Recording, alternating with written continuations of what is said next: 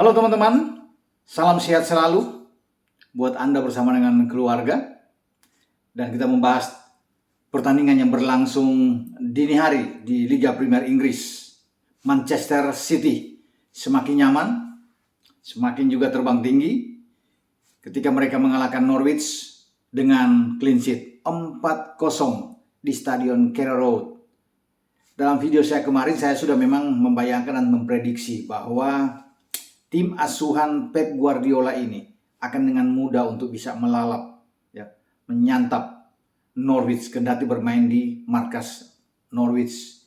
Bukan untuk mendahului, tapi kalau dilihat dari semua aspek di permainan, kemudian head to head antar pemain, apalagi pelatihnya, ini menjadi milik bagi Manchester City. Dan itu memang kenyataan. Bahwa dalam pertandingan memang di awal-awal, di babak pertama, tuan rumah memberikan perlawanan terhadap Manchester City. Tapi setelah Raheem Sterling membuka gol pertama dengan tembakan yang sangat cantik dengan placing ke tiang jauh yang gagal diantisipasi oleh penjaga gawang Norwich, Angus Gunn, gol bagi Manchester City di babak kedua itu sudah tinggal menunggu aja bahwa mereka akan memenangkan pertandingan lebih dari 2 gol. Dan penguasaan bola yang sangat tinggi 73% sepanjang 90 menit. Ini menandakan atau menggambarkan bahwa Norwich kalah kelas. Tidak akan mampu menghadapi permainan dari Manchester City yang begitu baik dalam mengorganisasi permainan, membuild up serangan dari belakang. Ini betul-betul bagus yang diperlihatkan oleh tim asuhan Pep Guardiola.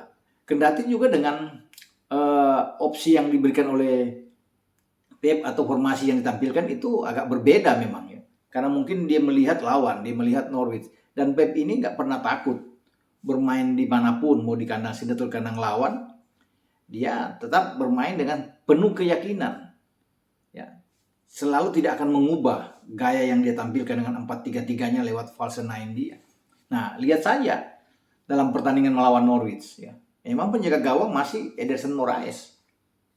Tapi di kanan tetap ada Kyle Walker, di kiri pergantian, bukan Cancelo. Cancelo justru tidak dimainkan, ada di bangku cadangan. Alexander Zinchenko yang lebih dimainkan oleh Pep. Nathan Ake juga tampil, bukan Aymeric Laporte yang ada di cadangan. Atau John Stones, dia berpasangan dengan Ruben Dias.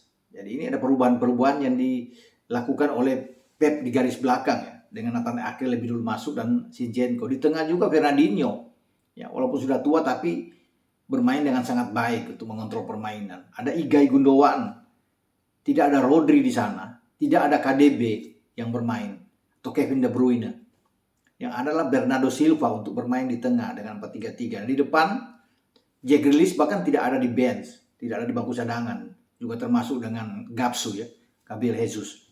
Yang ditampilkan Mahrez di kanan, Sterling di kiri, dan Phil Foden bermain sebagai false nine.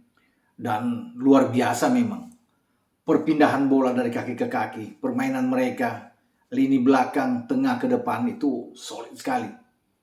Bagus sekali kamu lihat cara bermain dari Manchester City. Cara mereka untuk bisa mengatur ritme permainan, skema terjadinya gol itu cantik benar kalau bisa melihat dengan apa yang ditampilkan oleh City dalam 90 menit. 3 gol mereka yang terjadi di babak kedua juga itu oke terlepas ada satu penalti di menit terakhir karena ada pelanggaran dari Hanley terhadap pemain muda Liam Delap. Tapi 4-0 ini adalah kemenangan yang telah clean sheet dilakukan. 1 gol dari Phil Foden dan Sterling dengan hat-trick dia membuat dia sekarang ada 10 gol dalam 21 penampilan kalau tidak salah dia bersama dengan City. Ada 1 assist. Jadi cukup tinggi juga daripada musim ini untuk bisa memberikan kontribusi gol terhadap Manchester City. Foden sendiri dengan ketambahan 1 gol sudah membuat 6 gol. Bahkan ada 3 assist yang diberikan pemain muda berusia 21 tahun ini bersama dengan City dalam 17 pertandingan yang sudah dimainkan pada musim ini. Jadi oke, semua pemain-pemain City.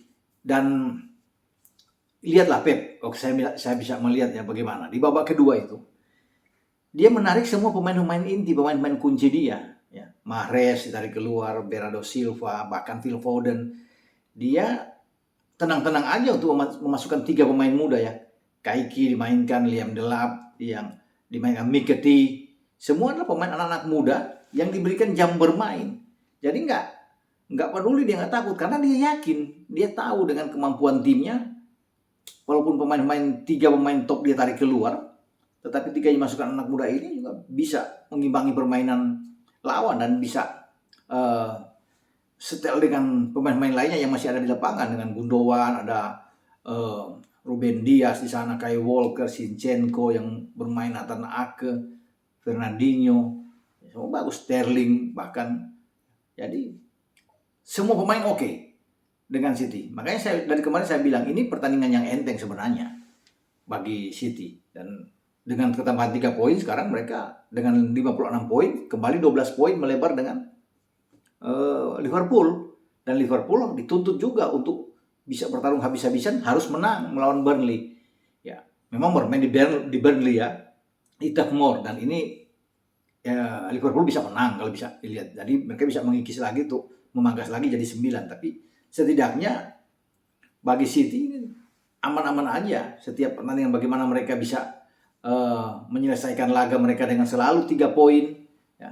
Bahkan 2 pertandingan terakhir clean sheet ya, sebelumnya melawan Brentford dengan 2-0, sekarang dengan 4-0. Bayangkan dalam 2 pertandingan terakhir 6 gol yang mereka buat, gawang Ederson Moraes tidak kebobolan. Jadi mereka ini menatap pertandingan di babak 16 besar UCL tenang ketika mereka harus berangkat ke Lisbon untuk menghadapi Sporting dan kembali. Saya lagi-lagi meyakinkan bahwa ini akan menjadi kemenangan buat City untuk bisa mengalahkan di leg pertama Sporting Lisbon, dan sebelum mereka bisa menjamu Sporting Lisbon di Etihad. Dan kalau dengan Liverpool sekarang melebar 12 poin, dengan Chelsea yang baru menjadi juara di Piala Dunia antar klub ya, di Abu Dhabi, setelah Chelsea ini sukses mengalahkan Palmeiras dengan 2-1 lewat perpanjangan waktu, Chelsea itu masih tetap di posisi ketiga, 24 pertandingan ya. Chelsea sudah memainkan 52 poin.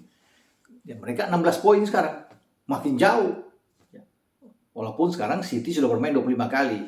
Memang lawan mereka yang mereka harus jaga terus adalah Liverpool, karena Liverpool baru 23 pertandingan. Kalau Liverpool menang, lawan Burnley itu kembali ke 9, dan kalau mereka bisa menang lagi dan satu partai tunda mereka, ada 6 selisih dengan City. Jadi City akan mengontrol terus bagaimana melihat pergerakan dari pasukan Jurgen Klopp ini. Jadi pasukan Jurgen Klopp ini, Liverpool tidak boleh tertahan menghadapi Burnley. Kalau sampai imbang ini akan lebih tenang bagi City. Saat ini aja mereka sudah aman-aman aja di puncak klasemen.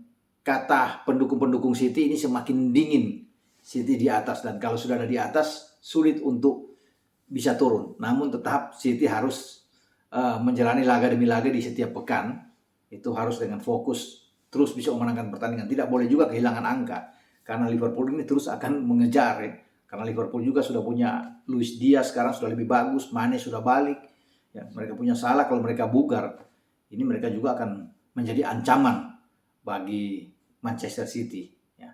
Kita akan lihat nantinya pergerakan ke depan antara Manchester City dan Liverpool dalam perburuan untuk bisa merebut gelar juara di IPL pada musim ini. Sampai di sini pembicaraan saya dengan review atas kemenangan City terhadap tuan rumah Norwich dengan 4-0. Dan pertandingan-pertandingan lainnya juga di Goodison Park itu Everton bersama dengan Frank Lampardnya menang 3-0 lawan Leeds, dan ini kemenangan pertama Lampard ya di IPL setelah pada pertandingan sebelumnya itu mereka kalah dari Newcastle United dengan 3-1 bermain di St. James Park. Juga Brentford bermain imbang ya 0-0 dengan Crystal Palace. Kemudian Watford kalah ya dari Brighton di kandang dengan 0-2, yaitu hasil pertandingan lainnya setelah pertandingan juga yang dimainkan antara City dan Norwich. Oke, ciao.